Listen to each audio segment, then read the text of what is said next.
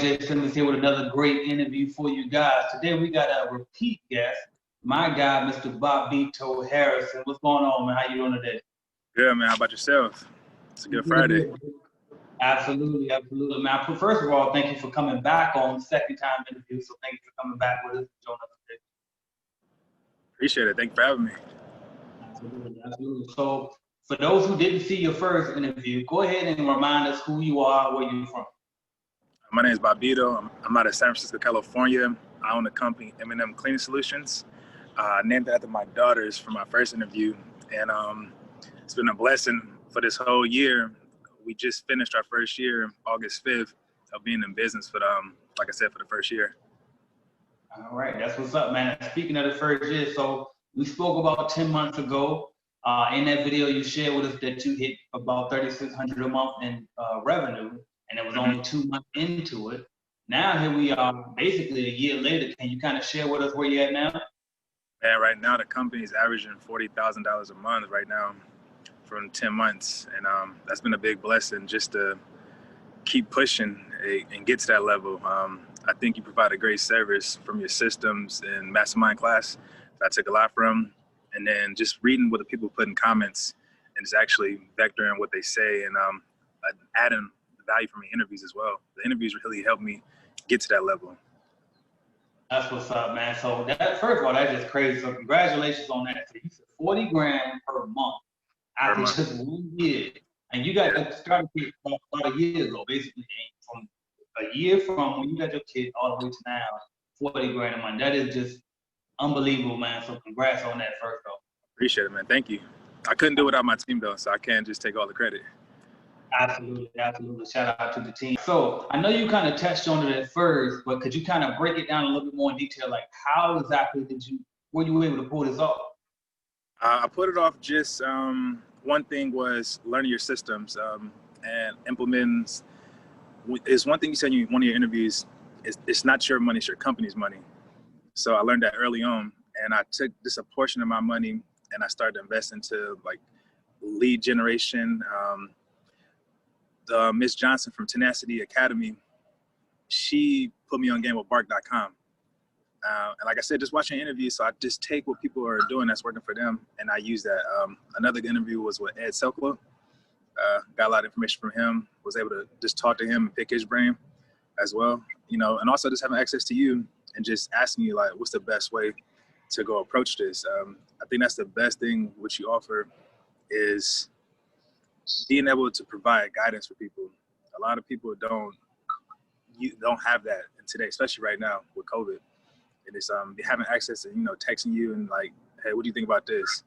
And if you don't answer, it's like, man, F it, we just gonna try it and see what happens. And I think just being an entrepreneur since I've been 23, I turned 30 in October, and just going through the trials and tribulations, failing early, and taking those lessons and applying to this business. And that's what helped me. It's just learning how to expand. Through bark.com, I expanded my region from San Francisco to San Jose. So that's about 50 miles going down south and then 50 miles going up north. And that really opened the door.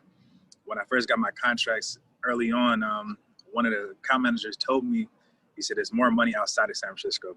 San Francisco is a big market, but it's so condensed in a small city. So I learned that you got to spread and get the more money outside of the big city, even though it's not the largest city, but it's a huge metropolitan city. And so I learned you just got to stretch it and just go for opportunities outside your comfort zone. I went to a place called San Jose. It's about 50 miles away. And San Francisco and San Jose are two different places. Even though it's the Bay Area, it moves faster, or San Francisco moves faster than San Jose. And the people are just a little different. And so just learning how to adjust on the fly and just sit down and break bread with them. Like, hey, this is the opportunity I have.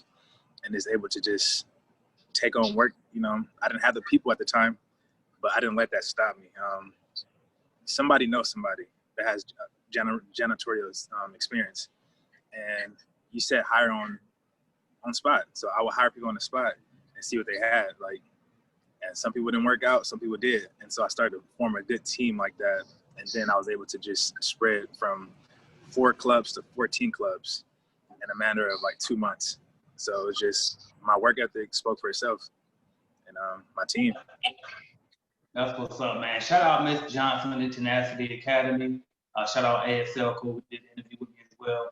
I want to say this too. So that's a strategy that Sean Richards uses. Remember the Clean Business Network, shout out to him, where he expands as well. Like I think he said like 3 different states. And I see that you expanding as well, like for like 50 miles away. So like how soon would you recommend, like is it a certain time where you think somebody should start venturing out further than their locality, basically? It's your threshold, man. It's honest. It's what you could take. I put it like this. For one of my accounts, one was in a city called Millbrae. That's about 15 minutes outside of San Francisco. That will be my night account. But I had deep cleans in the morning in San Jose. So I have a guy that was like, hey, I need money. I'm like, all right, so this is what we're going to do. I'll pick you up at 8 o'clock in the morning. We'll get to San Jose by 9:30. We'll hit our clubs from about 10 o'clock to 2 o'clock in the afternoon, rest for a couple hours, and then we'll go back to work at 8 p.m. and get off about 3 p.m. And we'll repeat this. I just had a few guys that was doing that with me, and we weren't sleeping, but we had to get it done. And just like, it's your threshold of how much that you can handle. You know, guys like Eric Thompson tell you is how bad you want to, sometimes you're not going to sleep. And I was willing to lose sleep and sacrifice family time and sleep to make sure this company gets to where it needs to be, and just make sure my people get paid on time, and so they can provide for their family. And it's just surrounding yourself with like-minded individuals, them dogs that's going to go with you. Now, I also know that you went after a huge contract. And I guess like based off of when you were talking about it, because I kind of helped you with, figuring out how to bid on it. Yeah. I don't think you had the manpower just yet to really take it on. So I guess the first thing I want to ask you is like, what gave you the courage to still go after it? Then how did you maneuver, the part about getting manpower and everything, how to cover that contract? Honestly, it's just not being like, I've been an entrepreneur since, like I said, like officially when I was 23, but I've always been want to work for myself, and just having the confidence of like sales, and like, you're going to hear no's. That's all they're going to tell you is no, but the best way to explain it, like if there's 100 no's and that one yes, that's all you need. And that's going to give you the confidence. And just being successful early on with this cleaning company in general gave me the confidence. I don't know if you remember when I told you when I first started, the first bid you got me from your lead generation, I gave it to a subcontractor to take on smaller contracts. But that gave me the confidence to, it's not about the money, it's about learning. Like I'm really big on learning. I'm not scared to ask people for help and just pick their brain, like what really works. And if you're gonna take that chance, why not go big? What's the worst gonna happen? And so I don't know how to explain it. It's like, it's either you have it or you don't, It's like entrepreneurship is not, it's not the sexy term, like even like people use it. It's really honestly just going for it. And that's what you have to go for it. Like, why not? Like, absolutely. All right, man. Well, I want to ask you this. Now, I know that COVID-19 hit, and that could have easily took you out. So, like, did COVID-19 affect you at all with your business? And then if so, how did you adjust? It helps, honestly, because, again, just people don't take cleaning services serious. They be like, oh, that's janitorial, or you clean houses. Like, it's not that big kind of company that they're looking for. But when they see you moving a certain way and providing and doing things, then they're like, okay, that cleaning company has something. But then when COVID hit, it's like, oh, we need sanitation. So I pivoted by buying that Ryobi machine and using that sanitation device to help me open doors and to keep us afloat. And then just always offering my services. About sanitizing the gyms, that was one of the biggest things that they looked when they asked me. It was like, what can you do? I was like, oh, we sanitize gyms.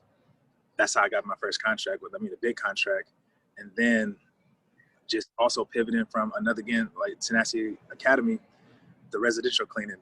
That was one of the things I started to build when COVID started to hit, because on the commercial side, we don't have no say-so when people are going to close their buildings. So it's just kind of like being a few steps ahead. Either you go with it or it just stretch yourself.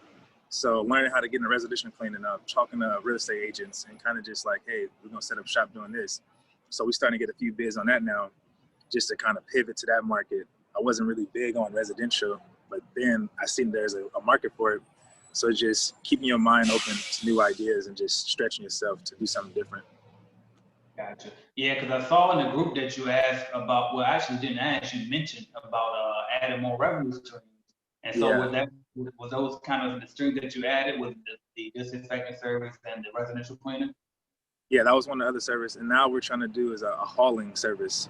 And we're going to add that to the residential because I forgot the guy's name, but he started making dumpsters out of, we call it tractors from landscaping companies. He started making dumpsters out of that. And I thought that was a dope idea to add it on to the residential cleaning service because people need to throw stuff out for, and you know, when they move out their attendants, you can add that. That's like another extra $250 to add on to that. So I thought that was a good service. So just things like that, and just really, just like I said, just doing that, and that's gonna keep you afloat. And that's just thinking outside the box. That's what's up, man. That's what's up. So after a year of learning, you know, going through the ups and downs, I'm sure you've been through some things. What tips or advice could you give a person who just started a cleaning company or just bought that started kick that? What could you tell that person? I would tell them just honestly hire early, but really vector the people that you hire. You know, a lot of people. I got a funny story. A guy told me he could do certain things like painting, and he had janitorial experience. You know, you're gonna read a resume, but okay, you take for base value. I had a clean out hotel, not a hotel, but a high-end apartment, and they want us to paint the walls, the whole nine, just to get this thing back on the market. And out here, the market for apartments are about $3,000 to $5,000 a month. So you got to do a good job to keep this thing at tip-top shape. Man, this guy wrecked it for me. He put different paint on the wall. He put the high gloss that you put on doors on the eggshell, and I'm just like, this is not rocket science. But you learn early on, like you got to take the L's, you know. So I lost the contract, but after that, it just really finding your lane and trying to perfect that. Don't try to do too much as far as like janitorial and then house cleaning. Like I would say, master janitorial, master the little things. You know, master cleaning the bathroom, master cleaning this, so you can get that reputation. So that's going to add more revenue just in that sector. Like stick to one thing first, then start to move. I think like, you know, not trying to grow too big at once. I made that mistake for myself, and but then it worked out towards about 7 months later because I failed early. That's what's up. I love that advice right there. I always tell people, try to find something, stick to it, master that, then move on. Don't try to do everything all at once. You can do everything, just not all at once. So yep. I like that advice. Absolutely. All right, now 2020 isn't over, so you're killing it right now, but 2020 ain't over. So what's the goal before the year is over? Before I even started with this with Clean Biz Network, I was always looking at your Instagram and like just kind of seeing what you had going on. I wrote $1 million down. $1 million company. I feel I can make that. Just making this $1 million company. That's my biggest thing. That's what's up. And listen, that's one of my goals for the end of the year too. And it's like, listen, it's possible. All we got to do is keep pushing. You see how you drastically, you know, jumped in 1 year. So it's like, if you can do that in 1 year, ain't no telling what we can still pull off at the end of this year. So I'm with that 100%. Yeah. All right, man. What would you say to somebody on the sideline watching this video, thinking about starting their cleaning company or thinking about, you know, getting a starter kit? What advice could you give that person again? Because I know you told it before, but what would you say to them today, a year later? Don't procrastinate. You see what I've done in a year. Like, just imagine if you would have started from the first interview, where you could be at. Even from the first interview, a lot of people have reached out to me, and I'll help them the best as I can. I'll point them to you, or just give them the best advice. If there's a question they ask me, I'll ask the group to see what that is, and then we'll just go from there. It's just things like that, like being in something that can really just do it. Like, I don't know, like, it's simple. Do it. Yeah. And look, one more thing too on that, because a lot of people come to me like on the side and be like, well, I'm in California, you know, everything is higher out here, or we got these laws. Like, What specific advice can you give to somebody in California who feel like it's impossible for them to do it just because they're in California? As far as starting, Yeah. get you a good tax person. Like, get a good tax person, and then learn how to move around that, because the insurance you gotta pay for your workers. That was one of the things that kind of stopped me from the first time. But then life just works itself out. You figure out as you go. And why not do it in Cali, where it's the most lucrative place to do it at? Like I explained earlier, like not just in San Francisco, the outside cities are looking for cleaners. They're looking for people, and they're looking for minority-owned businesses that can help, and things like that. And yeah. All right, cool, man. Well, before I let you go, I gotta ask you this too. What do you want your legacy to be when it's all over? I said what I was gonna do. You know, that I'm striving to help my family. My like I'm the first generation to do a lot of things in my family, so I want this to be the first. You know, we came from the projects in San Francisco, and then my parents moved into a house, and that was a good infrastructure. So I want to be the first generation to have my kids on top, ahead of the 8 ball, as far as just trying to like play catch up. So I want to set the foundation for them, and then they can lead. They don't have to. First, it was like, hey, you can own this company. Now that I'm looking at it, you might not want to own this company, but I want you to know that you have the groundwork to do anything that you want to do. And I'm leading by that. You know, they're seeing, like, when I go to work, they're like, oh, you going to work? And like, yeah, they understand that. But also, like, on the side note, I published a book for my nonprofit, and they see me go out and I'd hand deliver the book to people. It just showing them your work ethic is going to speak volumes, and they're starting to talk like an owner. You know, I got them little play sets, and they're like, this is our company. It's things like that. That makes me proud to leave that kind of legacy, that I'm showing the groundwork for them to be self-sufficient, you know. That's what's up, man. That's what's up. Mr. Robert Bobbito Harrison, y'all. How can we follow your journey, man? M&M Clean Solutions on Instagram. Coach Bobbito is also my second Instagram that I use. And that's just, those are the two things I really use. I'm not on Twitter or anything. All right, cool, man. And Coach Bobbito, are you still into the physical fitness at all? I am. So I have a nonprofit called Diversifying Fitness.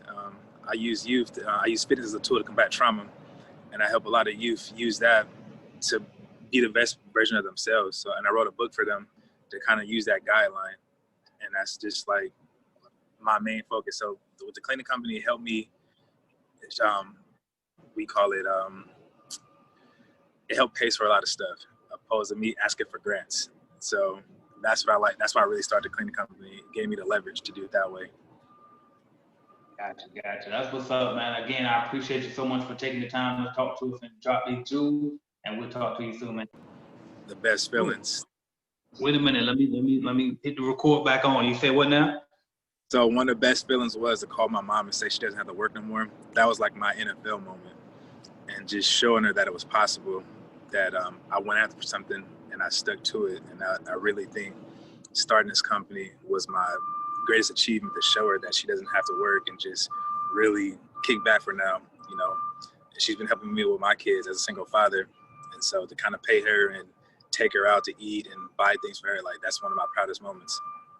That's huge, man. I love that. I haven't even been able to do that yet. I told my wife she don't got to work no more, but I got to wait to the point where I can tell my mom that too. So that's what's up, man. One day I'll tell my wife, man, but, you know, I got to find it first. Right. Oh, they really about to blow you up now, right? All right, man. Talk to you later. All right, man. Thank you.